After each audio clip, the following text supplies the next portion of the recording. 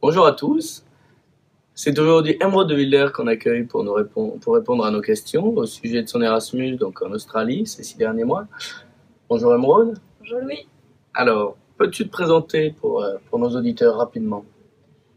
Alors, je m'appelle Emeraude de Villers, j'ai 22 ans. Je suis actuellement en SPM 3. Je fais la spécialisation marketing et je suis partie au premier semestre en Australie. J'ai fait un stage et un Erasmus. Tu as choisi pour débuter une expérience en Erasmus, mais pourquoi l'Australie? Pourquoi l'Australie? Où étais-tu précisément?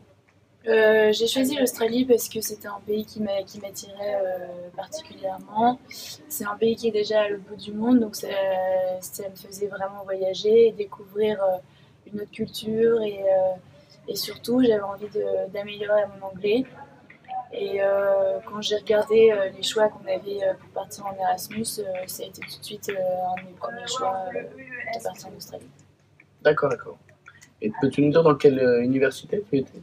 J'étais à Charles Sturt University qui se situe à Bathurst et Bathurst c'est à 3 heures, entre 3 et 4 heures de train de Sydney. D'accord.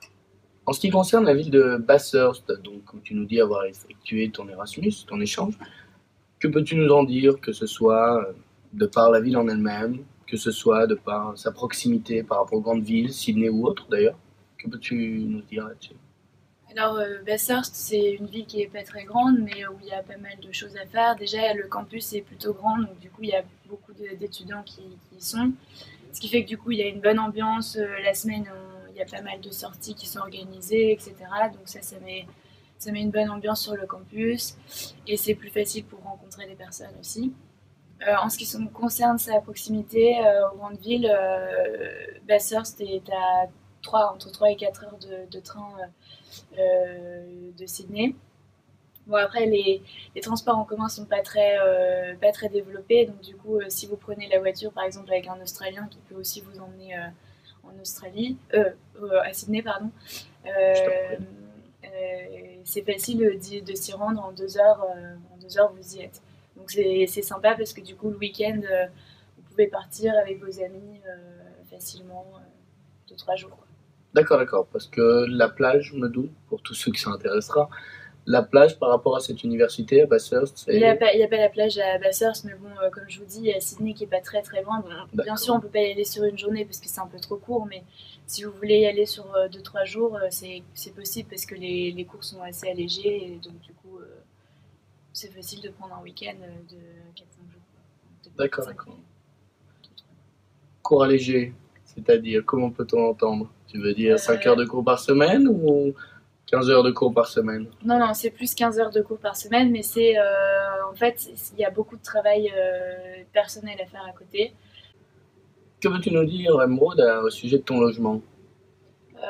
J'étais donc sur un campus, logé sur le campus, et donc c'était avec des petites maisons de 8 personnes dedans, et c'était sympa parce qu'on pouvait rencontrer les Australiens et les autres Erasmus. En ce qui concernait le coût de la vie sur place à Bathurst, que peux-tu nous en dire, que ce soit au niveau du logement, de la nourriture, ou alors tout simplement de la vie en règle générale? Il faut savoir qu'en Australie, c'est plutôt assez cher, le coût de la vie est plutôt assez élevé. Donc c'est sûr que je ne conseillerais pas aux personnes qui ont un budget assez ric-rac de venir en Australie parce que c'est vrai que tout est cher. Mon logement, je m'en sortais pour 900 $ par mois, mais j'avais aussi le budget nourriture qui était compté dedans, ce qui faisait quand même 650 € environ. Donc c'est quand même pas négligeable rien que pour le logement et la nourriture. Et après ça, si tu veux faire quelques activités à côté, il faut mettre le prix aussi. D'accord, donc tu ne bénéficies pas de bourse dans le bar, sur place, non? D'accord, d'accord. Et ne bénéficiant pas de bourse, comme tu nous le dis, as-tu quand même pu profiter de certains voyages, certaines excursions sur place? Oui, en fait, on avait 2 semaines de vacances pendant mon échange. Donc du coup, je suis partie avec 4 autres amis, on a loué une voiture et on a fait toute la Gold Coast. Donc c'est vraiment les points touristiques, on va dire, de l'Australie qu'il faut vraiment voir quand on va voyager. Et c'était juste magnifique, il y avait tellement de choses à voir. Et on passait d'un paysage à un autre en même pas aller 1 heure de voiture. Quoi. Donc ça reste vraiment gravé, c'est des souvenirs qui restent vraiment gravés dans ma mémoire. D'accord, d'accord. De beaux souvenirs, pareil. Beaux souvenirs, jolis souvenirs. En ce qui concernait la population locale, tu la décrirais comment? Ouverte d'esprit, accueillante, un melting pot ou alors fermée, renfermée? Je dirais que les Australiens sont plutôt très ouverts en général. Quand je suis arrivée, ils sont tous venus me voir pour faire connaissance avec moi, sauf que c'est vrai que ils font le premier pas et après si nous on fait pas la démarche d'aller les voir après, ils viennent pas trop nous voir. Donc c'est à nous aussi d'être ouverts et d'aller vers eux après ça. Quoi. D'accord, d'accord. Donc, une population assez ouverte. Ouais. Après, faut pas attendre non plus qu'ils se rappellent tous les jours, c'est ça? D'accord, d'accord. Tu aurais quelques bons souvenirs, des points forts, points positifs, points négatifs à nous confier?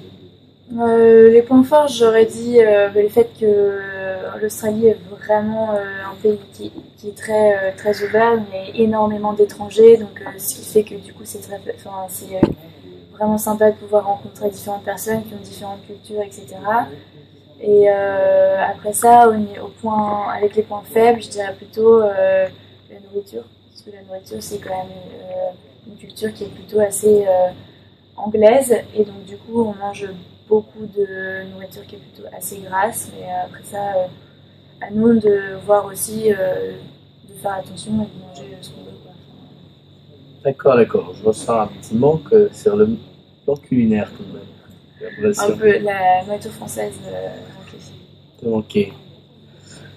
En ce qui concerne un dernier petit conseil à donner à tous ceux qui seraient motivés pour choisir cette destination, j'ai entendu bien sûr la restriction du budget qui pouvait être un frein. Voilà.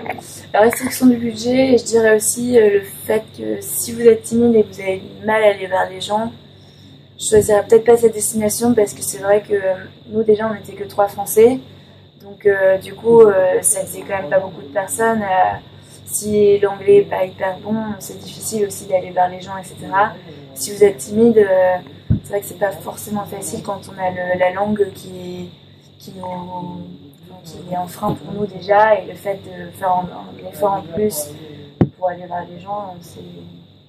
J'entends par là que ton anglais n'était pas trop mauvais au moment du départ déjà, ou alors de bons progrès sur place? Mon anglais était pas trop mauvais, mais c'est vrai que j'ai énormément progressé au contact des Australiens et même des personnes qui venaient de différents pays aussi. C'est-à-dire qu'on parlait aussi beaucoup avec les Américains ou les Anglais, etc. Donc, Et la totalité, excuse-moi, la totalité de tes cours était en anglais donc, ou en français de par le choix? non, tout était en anglais.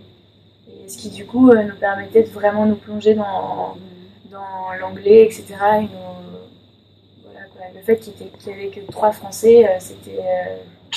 Émeraude, un petit mot de la fin à nous donner? Moi je vous dirais juste de profiter de cette chance qu'on a de pouvoir partir en échange. C'est quelque chose qu'on peut faire souvent qu'une seule fois dans la vie. Et l'Australie c'est vraiment un pays génial, donc allez-y. Merci à toi, Émeraude. Merci pour ton temps et ta parole. Alors, bonjour, Émeraude. C'est mort comme on voulait que ce soit, moi.